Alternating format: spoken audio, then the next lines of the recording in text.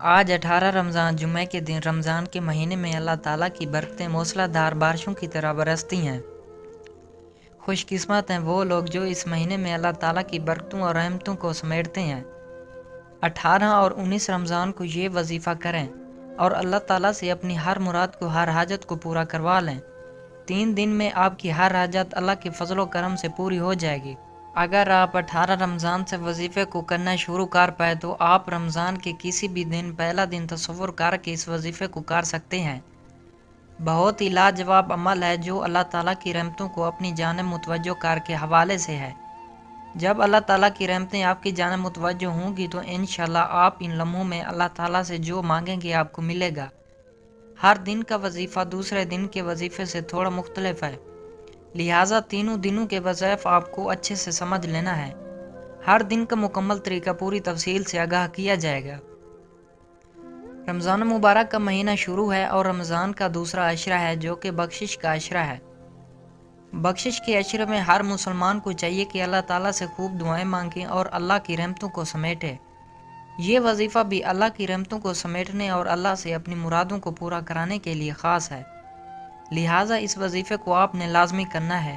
یاد رہے کہ ہر دن کا وظیفہ دوسرے دن کے وظیفے سے مختلف ہے، اس لیے آپ نے ہر دن کو وظیفے کو اچھی طرح سے سمجھ لینا ہے تاکہ آپ کو بتائے گئے طریقے سے تینوں دن کے وظائف سمجھ آ سکیں۔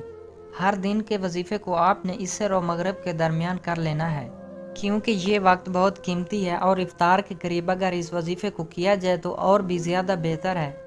پہلے دن کا طریقہ یہ ہے، آپ نے کرنا یہ ہے کہ سب سے پہلے درود پاک 3 مرتبہ پڑھنا ہے اور درود پاک کے بعد 11 مرتبہ اللہ تعالیٰ کے یہ صفاتی نام پڑھنے ہیں، یا اللہ، یا رحمانو، یا رحیمو۔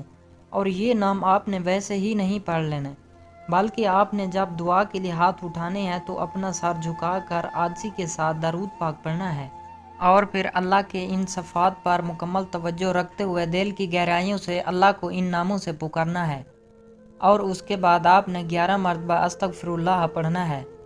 اور استغفار بھی آپ نے ایسے انداز میں نہیں کرنا، آپ نے جو ذہن میں اپنے سارے گناہوں کے بارے میں سوچنا ہے اور پھر اللہ تعالیٰ سے ندامت کے ساتھ ان گناہوں کی معافی مانگنی ہے، اور ٹھہر ٹھہر کر آپ نے استغفر اللہ کہنا ہے تاکہ دل کی کیفیت بنے، اور جب آپ کے دل کی کیفیت بن جائے تو آپ نے اللہ تعالیٰ سے دعا مانگ لینی ہے۔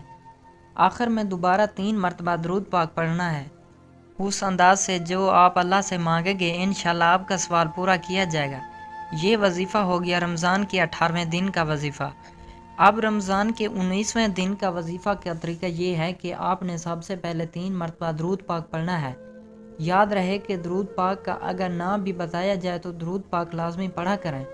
درود پاک کے بڑے فضائل ہیں۔ آپ نے 3 مرتبہ درود پاک پڑھنے کے بعد 19ویں دن کی طرح سب سے پہلے آپ نے اللہ تعالیٰ کے یا اللہ، یا رحمانو، یا رحیمو 11 مرتبہ اسی انداز سے پڑھنا ہے جیسے پہلے ذکر کیا گیا ہے۔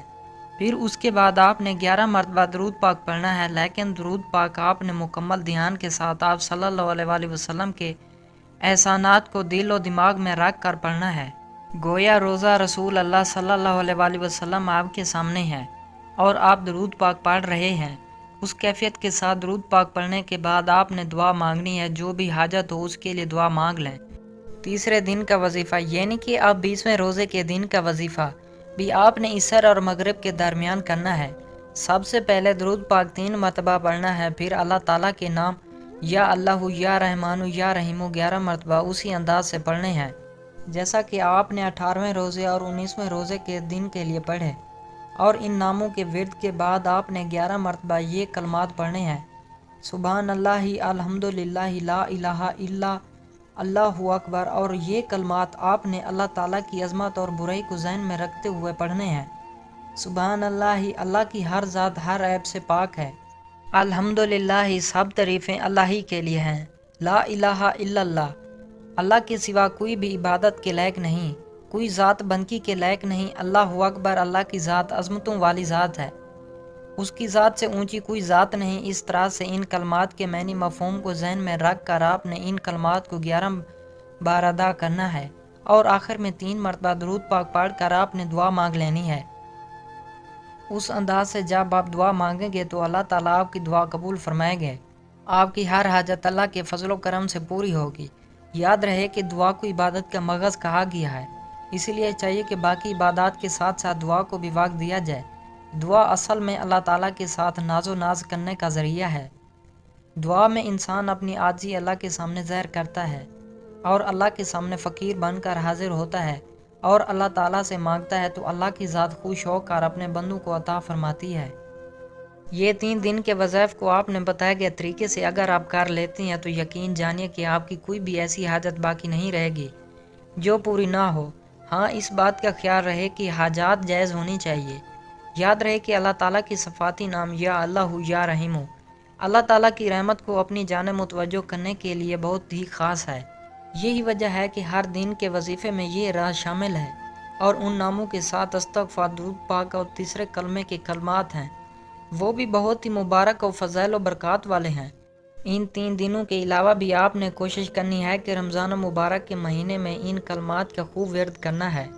چلتے پھرتے ہوئے اللہ کے ناموں کا اور استغفار، درود پاک اور تیسرے کلمے کا ورد کرتے رہیں اور اللہ تعالیٰ سے اپنے لیے جو مانگنا ہے مانگ لیں، کیونکہ رمضان کی گھڑیاں ہیں، قبولیت کی گھڑیاں ہیں۔ خاص طور پر سحر و افطار میں دعا کا اہتمام ضرور کیجیے گا۔